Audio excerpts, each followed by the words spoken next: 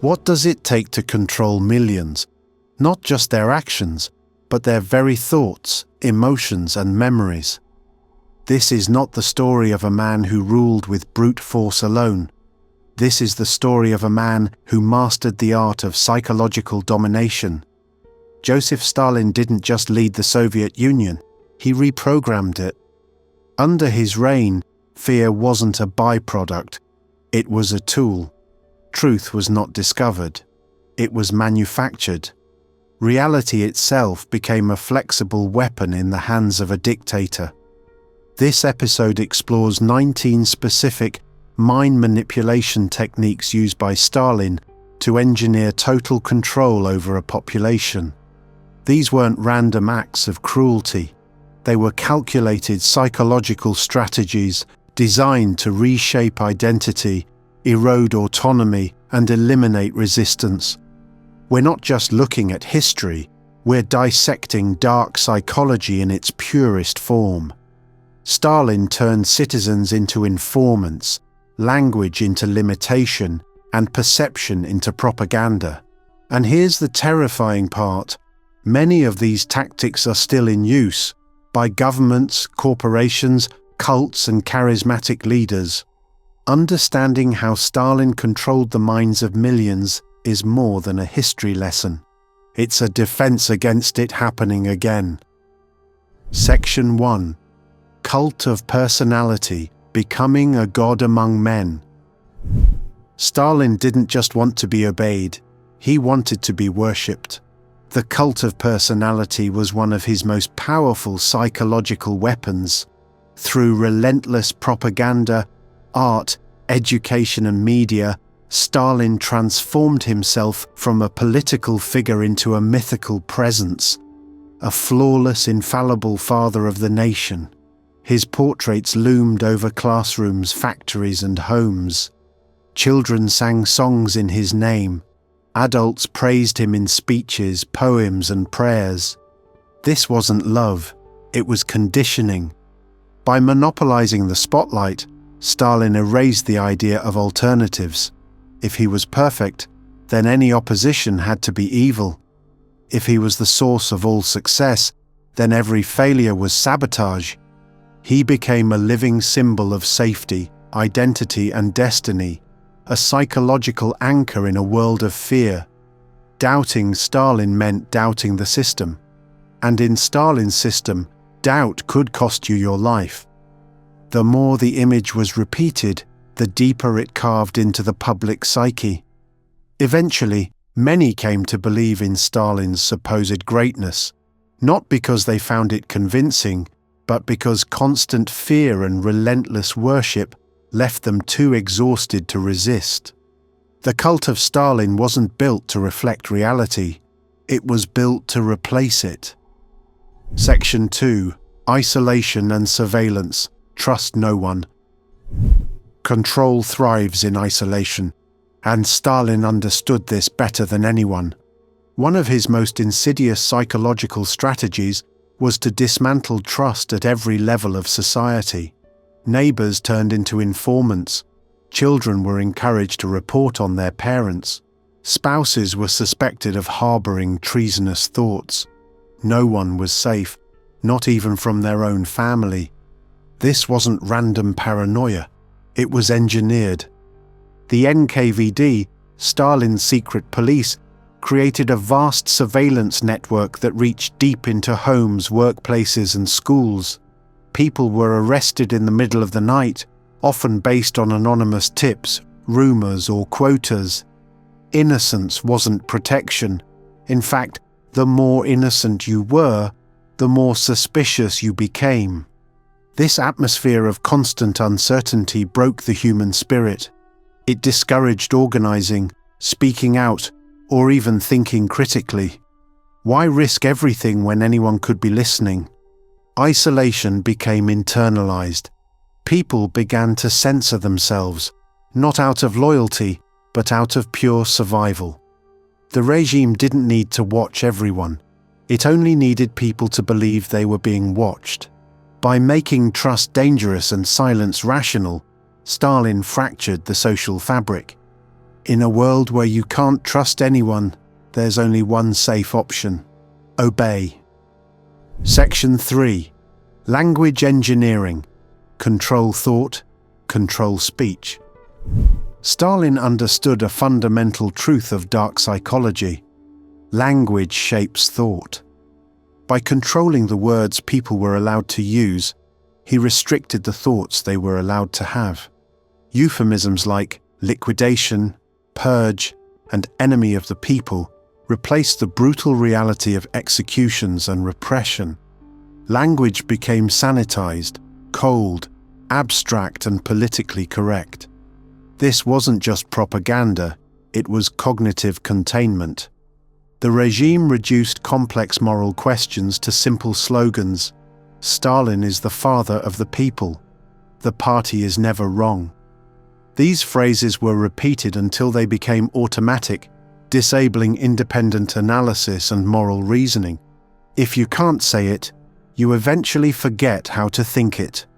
By engineering speech, Stalin engineered thought itself. Every conversation, every newspaper, every lesson was a boundary, reminding people that their minds were no longer their own. To control speech is not just to control what people say, it's to control what they can imagine. Section 4. Controlled information, the power of the narrative. In Stalin's regime, truth was never discovered, it was delivered. Every newspaper, book, radio broadcast, and film was filtered through a single lens: the will of the party. Dissenting voices didn't just disappear, they were rewritten, erased from history, made to never exist at all. This wasn't just censorship, it was narrative control at a totalitarian scale. Information became a psychological battlefield. By monopolizing perception, Stalin ensured that the public only saw what he wanted them to see. If a famine occurred, it was reported as a triumph. If a general was executed, he had betrayed the people. Facts were not objective, they were instruments of loyalty, and when people are only allowed to consume one version of reality, they start to internalize it. Even obvious lies become acceptable, because there's nothing to compare them to. Control the narrative, and you don't need to control the people, they'll control themselves. Section 5. Public confessions, rituals of submission. Under Stalin, confession wasn't about guilt, it was about obedience. Tortured, coerced, and humiliated, thousands of innocent people confessed to crimes they never committed. These public confessions were carefully staged, broadcast in newspapers, read aloud in factories, and performed in courtrooms. They served a single purpose: to demonstrate the absolute power of the state over the individual. This was psychological warfare. By forcing victims to admit imaginary betrayals, Stalin didn't just punish the accused, he sent a message to everyone watching: your mind is not your own. Even your memories, your beliefs, your truths can be rewritten under pressure. These confessions became rituals of submission. The spectacle of a broken man begging for forgiveness reinforced a culture of fear and surrender.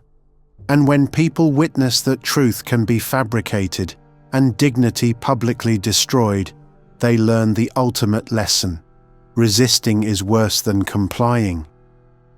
Section 6. Manufactured enemies. Fear as a social glue.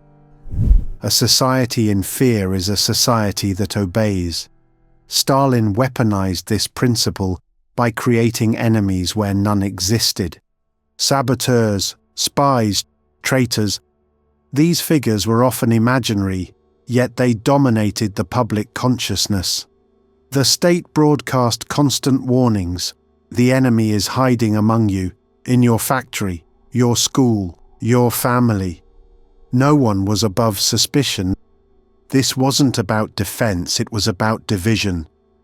By inventing threats, Stalin kept the population on edge and turned ordinary people into informants.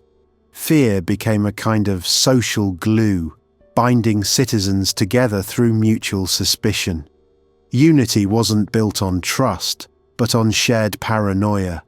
Every purge, every arrest, every execution reinforced the illusion: the state is protecting you, but only if you remain loyal.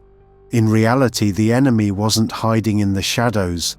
The enemy was manufactured to justify control, erase opposition, and keep the machine of terror running. Section 7. Rewriting History: Memory as a Weapon. Stalin didn't just control the present, he rewrote the past. Photographs were altered. Names were erased from records. Heroes of the revolution were transformed into traitors overnight. Entire chapters of Soviet history were revised, deleted, or replaced to serve the shifting needs of the regime. This wasn't just deception, it was psychological manipulation on a national scale. By controlling memory, Stalin dismantled the public's ability to form a consistent narrative of truth. If yesterday's ally is today's enemy, and last year's facts are now forbidden lies, then what can you trust? Not even your own recollections. In this chaos, people turned to the one stable source, the state. It became the sole author of reality. When a regime rewrites history, it doesn't just erase facts, it erases the foundation of identity, judgment, and resistance, turning memory itself into a weapon of control. Section 8. Mass Surveillance: The All-Seeing Eye. In Stalin's Soviet Union, being seen was being endangered. Mass surveillance wasn't just about collecting information, it was about instilling fear. The state created the illusion that someone was always watching, whether through wiretaps, informants, or secret police. The message was clear: your actions, words, and even thoughts could betray you. The KGB's predecessor, the NKVD, recruited millions to monitor their neighbors, co-workers, and families. Loyalty to the state was proven by exposing others, often with no evidence. This created a society where suspicion replaced solidarity. People learned to watch their tone, limit their conversations, and suppress emotion. The eyes of the state weren't just physical, they became internalized. In a world where privacy is dead and everyone is a potential threat, conformity becomes survival. You don't need to be followed when you're trained to police yourself. Surveillance didn't just monitor behavior, it reshaped identity. Section 9. Terror as a Tool: The Psychology of the Purge. Terror wasn't a side effect of Stalin's regime, it was a deliberate mechanism of control. The Great Purge, spanning the late 1930s, saw hundreds of thousands executed and millions imprisoned. But the violence was not targeted in any predictable way. Party officials, military leaders, intellectuals, peasants, anyone could be accused. No one was too powerful or too loyal. In fact, loyalty itself became suspicious. This randomness wasn't a flaw, it was psychological strategy. By making arrests arbitrary, Stalin removed the illusion of safety. There were no rules to follow, no behaviors that guaranteed protection. Fear became universal, and with it came paralysis. If everyone is vulnerable, then resistance becomes unthinkable. Terror instilled obedience not just through punishment, but through anticipation. The knock at the door, the whisper of accusation, the empty desk at work the next morning. These moments shattered the human psyche. People didn't comply because they believed, they complied because they wanted to survive. In Stalin's world, fear wasn't chaos, it was order, crafted, calculated, and brutally effective. Section 10. Silence and Self-Censorship: Thought Policing the Masses. Under Stalin, silence wasn't just survival, it was expected. People stopped speaking their minds, not because they were told to, but because they trained themselves not to. The line between public lies and private thoughts blurred. A careless joke, a misinterpreted glance, or even a pause at the wrong moment could be fatal.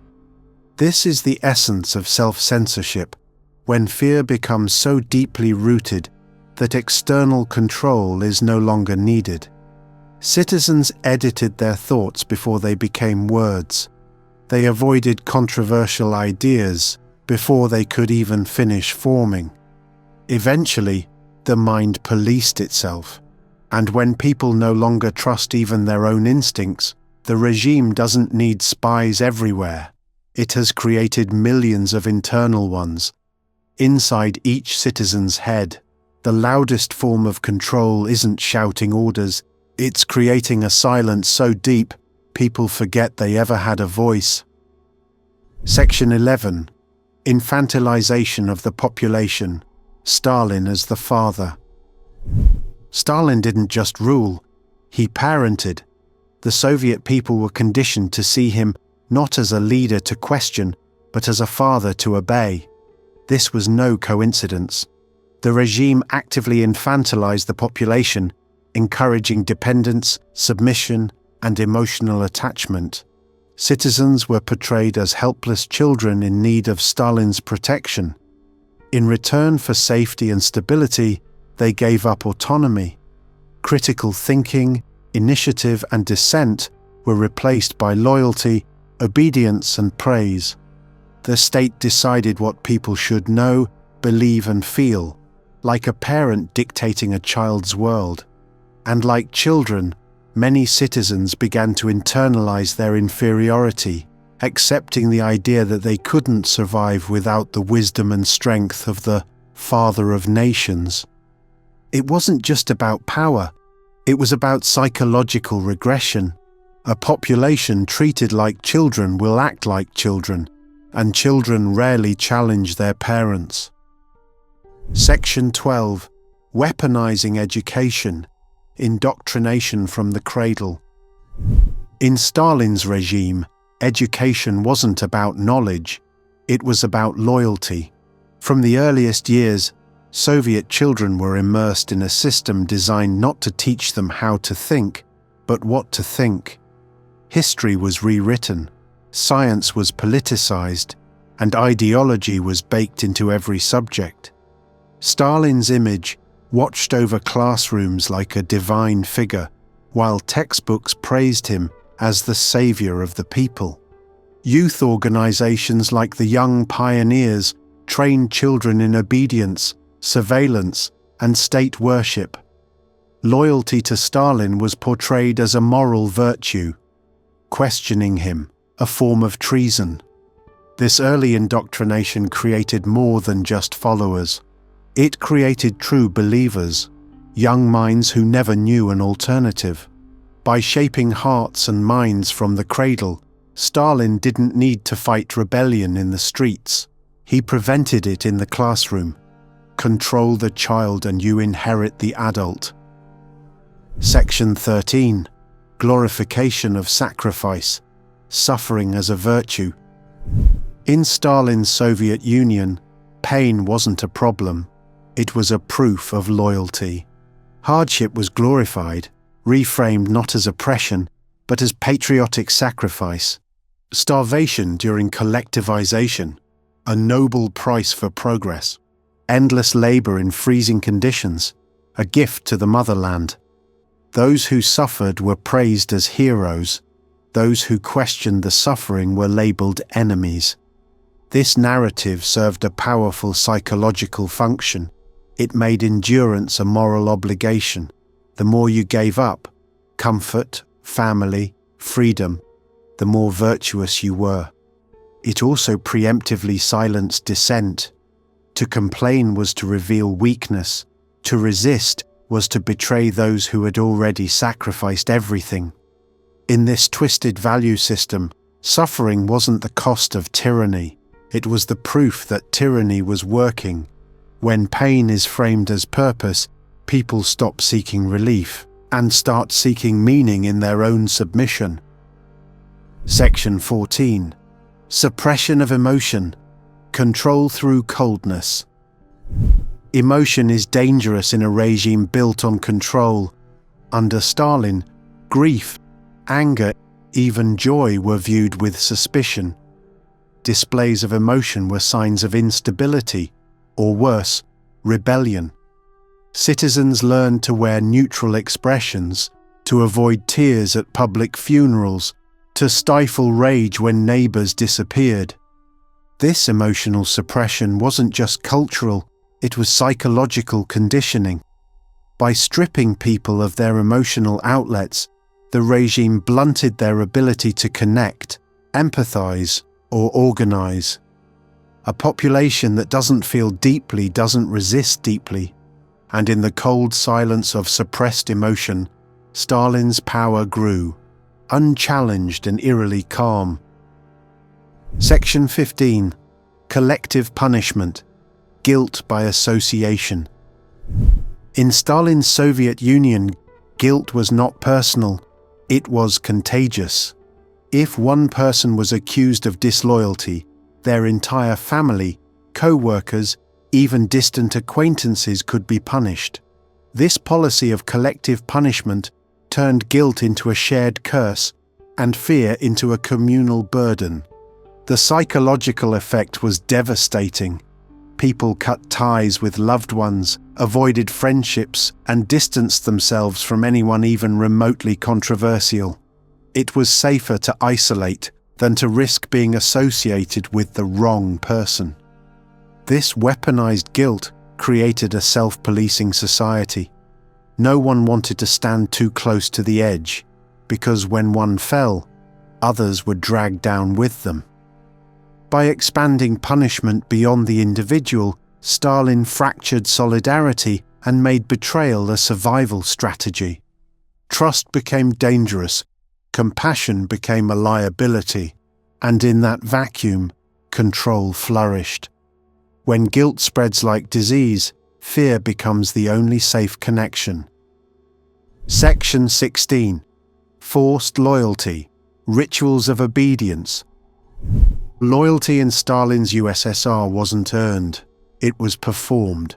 Citizens were required to participate in endless rituals of obedience. Parades, slogans, salutes, speeches, and public declarations of love for Stalin and the party. These displays weren't optional, they were tests. Failing to cheer with enough enthusiasm could raise suspicion. Not attending a rally could be interpreted as dissent. These acts served a deeper psychological purpose. Repeating a lie over time can make it feel like truth. Forced rituals condition behavior, reinforce conformity, and slowly erode internal resistance. Over time, people weren't just afraid to disobey, they forgot how. By turning loyalty into routine, Stalin embedded obedience into daily life. It became muscle memory, an unconscious rhythm of submission. In a society ruled by ritual, thought becomes secondary, and when people act loyal long enough, they begin to feel loyal, whether they mean it or not. Section 17. The illusion of choice. Controlled opposition. One of Stalin's most cunning manipulations was offering people the illusion of choice. Elections were held, debates were staged, newspapers presented multiple perspectives, but every option, every voice, every candidate was pre-approved by the regime. There was no real opposition, only controlled dissent. This psychological tactic is powerful because it satisfies the human need for autonomy. People feel empowered when they believe they've made a choice, even if the outcome is the same no matter what. By fabricating alternatives, Stalin blunted rebellion. Citizens could express discontent within approved boundaries, safely venting frustration without threatening the system. It wasn't freedom, It was scripted freedom, and over time this performance of choice dulled the public's instinct to question or resist. The lines between reality and manipulation blurred. In a rigged system, even those who think they're resisting are still playing the regime's game. And Stalin always wrote the rules. Section 18. The enemy within, turning the mind against itself. Stalin's darkest psychological weapon wasn't external, it was internal. Through relentless fear, surveillance, and propaganda, the regime trained people to distrust not just others, but themselves. A stray thought, a forgotten statement, a dream that felt disloyal. Any of these could spiral into self-doubt, guilt, or even self-incrimination. People began to question their own memories, their own beliefs. Did I say something wrong? Was I thinking against the party? This mental fragmentation, where the individual becomes suspicious of their own mind, is the essence of internalized control. The most terrifying prison is the one you carry in your head. By turning citizens into their own accusers, Stalin eliminated the need for constant force. The state didn't have to catch you. Your own fear did it first. When doubt lives inside you, loyalty isn't a choice, it's a reflex for survival. Section 19. Total psychological saturation. No escape, even in dreams. In Stalin's regime, control didn't end at politics.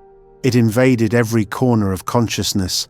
Art, music, literature, architecture, holidays.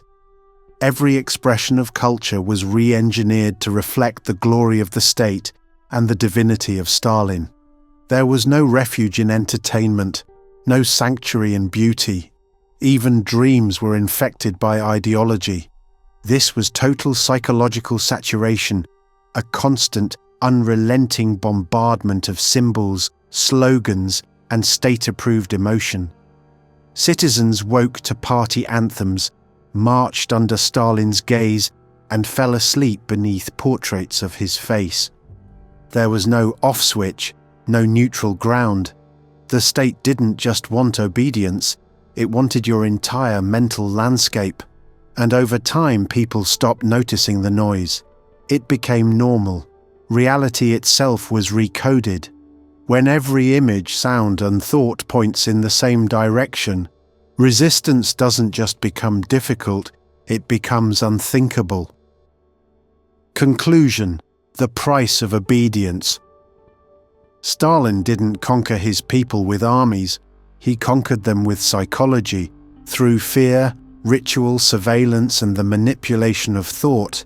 He built a system where control was not enforced at the barrel of a gun, but from within the human mind. The 19 techniques we've explored weren't just tools of tyranny, they were mechanisms for reshaping reality, identity, and truth itself. And they worked. For decades, millions lived in a world where questioning was dangerous, emotion was weakness, and history could change overnight. Loyalty became a reflex, silence became virtue, the price of disobedience was death. But the true price of obedience was deeper, the loss of self. What Stalin created wasn't just a political system, it was a psychological prison, invisible and inescapable. And while the Soviet Union has fallen, these tactics have not.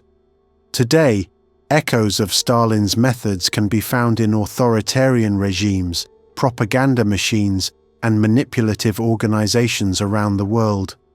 The lesson is simple and chilling. When power understands the mind, freedom must understand it better. Because control begins not with violence, but with the moment you stop thinking for yourself. Thank you for watching, and remember, awareness is the first step in defending your mind from control. Stay informed, stay questioning, and I'll see you in the next episode.